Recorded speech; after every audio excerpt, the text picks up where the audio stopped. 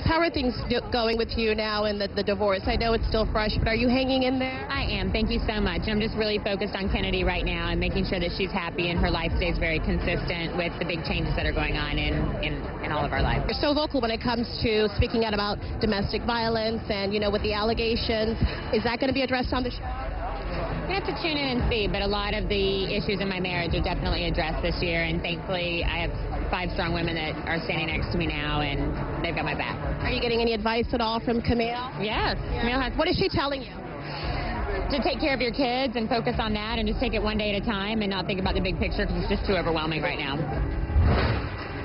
Omarosa, listening to that clip of Taylor Armstrong, and on one level my heart goes out to her. She's a person just trying to make it in this world, and she's lost this man who she once cared for, even though she has now filed for divorce. He committed suicide this morning, but it sounds like she was actually teasing her marital problems as a way to kind of promote her role on the show. And to me, I have to say, I think that's the worst form of commoditizing your life, to take a problem and put it out there and say, hey, you know, hey, we're going to talk about this. Oh, allegations of domestic abuse that I've leveled against my husband. Is there something inherently unethical with that kind of commoditization of one's life?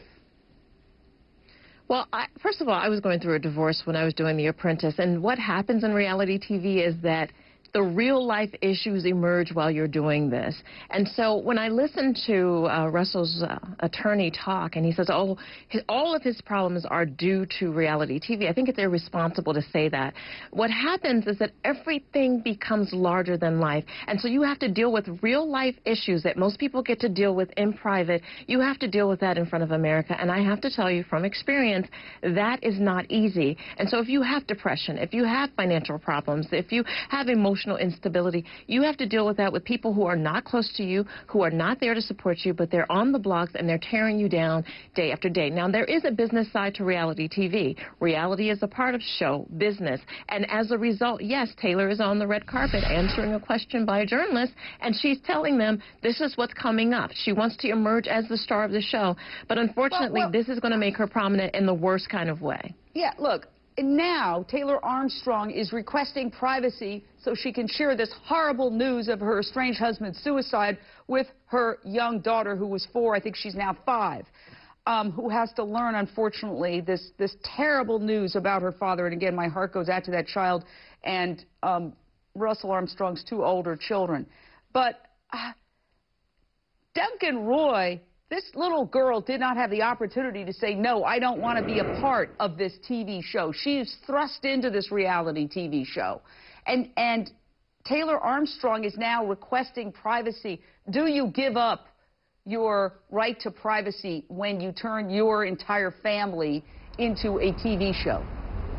Yeah, it's a bit too late to be asking for privacy, frankly, because you have revealed your life and soul on television. And, you know, I agree with Omarosa, absolutely, but there's an added problem to being on a reality TV show. You learn very quickly that you are fighting for airtime with other people, and you want to steal the show. You want to have as much camera time as you possibly can. So you've got 5 women who are prepared to say just about anything, including, you know, who will sell their children to reality TV in order to get that spot. And I'm afraid people like Andy Cohen are kind of responsible for this kind of nonsense. Do you know what I mean? Duncan, I want to introduce now Lisa Wu Hartwell, who is a former cast member of Real Housewives of Atlanta. Thank you so much for joining us, Lisa. First of all, your reaction to this terrible news of this suicide. It's horrible. It's unfortunate, you know, and it's private.